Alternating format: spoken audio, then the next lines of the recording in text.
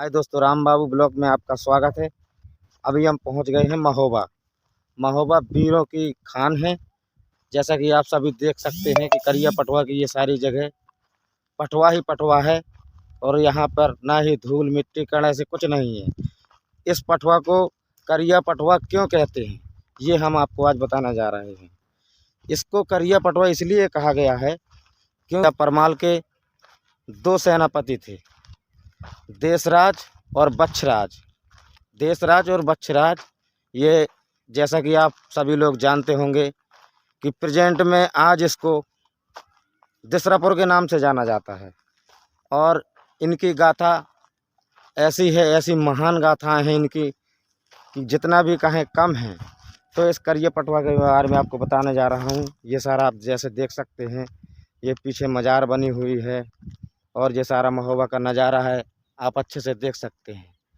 ये करिया पटवा इसलिए कहा गया है क्योंकि माड़ों का राजा करेंगा राव, जिसको करेंगा राव कहते थे, माड़ों का राजा, जिन्होंने आला उदल से युद्ध किया और मारे गए। आला उदल के पिता देशराज और बच्छराज को इस करिया ने सोते समय महोबा पर आक्रमण किया। जो देशराज और बच्छराज दिसरापुर में रहते थे, ये सो रहे थे, उस समय महोबा पर इसने आक्रमण किया और इसकी मुंडी काट के ये अपने साथ ले गए। मुंडी को अपने साथ ले गए तो कुछ समय बाद जब आला उदल ये अपनी माँ के गर्भ में थे तो इनको पता चला। जब ये बड़े हुए, खेलने कूदने लगे, तो ये गए शिकार खेलने के लिए। शिकार खेलने जाते हैं ये मामा माहिल के यहाँ। खेलते खेलते मामा माहिल के बगीचे में पहुँच जाते हैं। वहाँ देखते हैं उदल बहुत ही बलशाली योद्धा थे। ये बालपन से ही बहुत ही चपल चालाक थे और ताकत इनके शरीर में बहुत था। और इनको बग उदल के नाम से भी जानते हैं हम सभी लोग, क्योंकि रानी मल्हना इनकी माँ थी। क्योंकि ये इनकी खुराक इतनी ज़्यादा थी कि ये अपने माँ के दूध से इनका आहार पूरा नहीं होता था। तो इसकी माँ ने बाघ को पकड़वा करके उसका दूध पिलाया था। तो इस वजह से उदल का नाम बग उदल पड़ा। जब ये शिकार खेलते खेलते राजा माहिल के यहाँ पहुँचे तो इन्होंने बहुत सारा कौतूहल किया। कौतूहल के साथ साथ मामा माहिल की बगिया को उजाड़ दिया।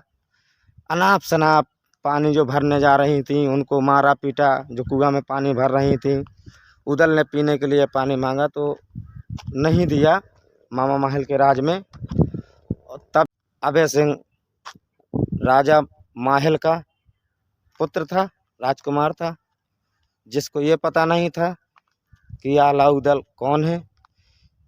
तब जाके तब मामा माहिल ये बात कह रहे थे राजा परमाले से, तो उदल को ये कान में भनक पड़ गई। तब उन्होंने कहा कि हे भैया, आला से कहा और राजा से भी कहा कि किन्होंने हमारे पिताजी को मारा है, कृपया करके हमें बताएं। तो राजा ने कहा कि अभी तुम छोटे हो, जब बड़े हो जाना तब जाके अपने पिताजी का बदला ले लेना।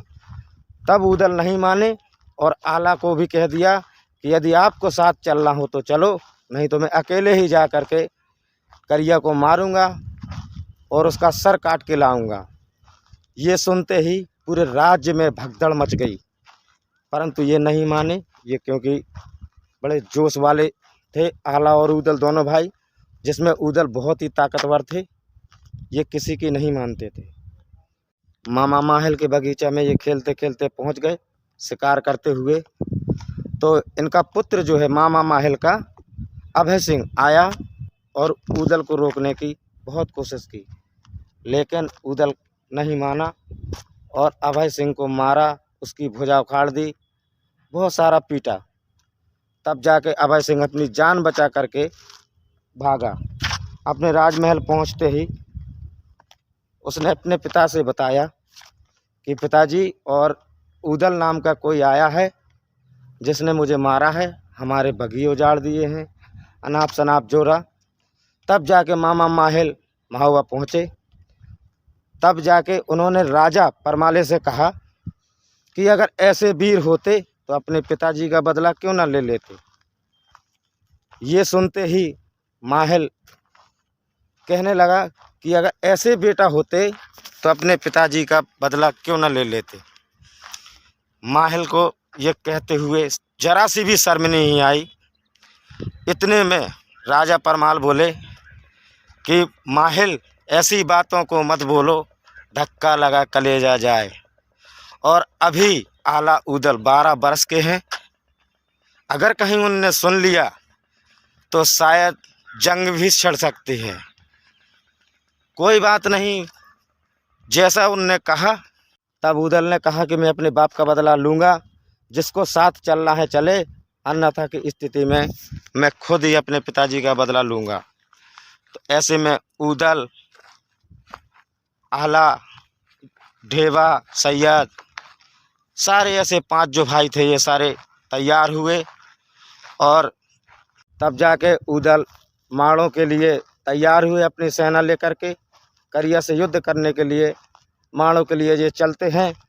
तब जाके ये देखते हैं कि इनके पिताजी की जो खोपड़ी है, सर कह सकते हैं अपन इनको, तो करिया ने अपने महल के बाहर पीपल के पेड़ के ऊपर इनकी खोपड़ियाँ टांग दी थी। ये देख करके उदल के बदन में इतना जोश, इतना गुस्सा भर गया कि उससे रहा नहीं गया। इस तरीके से भयंकर युद्ध हुआ। आला उदल विजय हुए, करिया को मारा और करिया का सर यहाँ पर ला करके रख दिया। ये वही जगह है जिस करिया को उन्होंने मारा, वो इसी करिया पटुआ के ऊपर रखा गया है।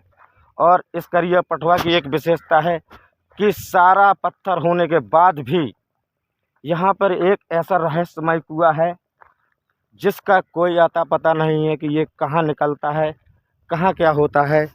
वो अभी हम आपको दिखाएंगे, आप बने रहिए साथ में। मैं आपको वो जगह दिखाना चाहता हूँ जहाँ पे वो कुआं है। ये आप देख सकते हैं कि चारों तरफ पहाड़ ही पहाड़ हैं। और यहाँ पे हमारे मुस्लिम भाई जो है मस्जिद बनाए हैं इसी पटुआ पर पे, वो अपना ईद का बढ़िया त्यौहार मनाते हैं। इसी करिया पटुआ के ऊपर है ये जगह। यहाँ नमाज भी होती है, ईदी भी होती है। और जैसा कि आप सभी लोग जानते हैं, मैंने आपसे कहा था कि वो कुआं आपको दिखाने जा रहा हूँ। भाइयों, यही वो कुआं है, देखने की कोशिश करें। ये वो कुआं है जिसमें आज भी पानी भरा हुआ है। और ये सारी मिट्टी यहाँ पे एक भी नहीं है, ये सारा पत्थर है। और आप जान सकते हैं कि ये कितना रहस्यमय एक जगह है। कृपया हमें सब्सक्राइब करें, प्लीज़ हमारा सपोर्ट करें, जिससे हम आपको छोटी मोटी जानकारियाँ आपको उपलब्ध कराते रहें। आपके सहयोग से ही हम आगे बढ़ सकते हैं, अन्यथा नहीं बढ़ सकते हैं। सभी लोगों से विनती है, प्रार्थना है मेरे भाइयों, सब्सक्राइब करें मेरे चैनल को और लाइक करें। आगे भी हम आपको इसी तरीके की जानकारियाँ देते रहेंगे।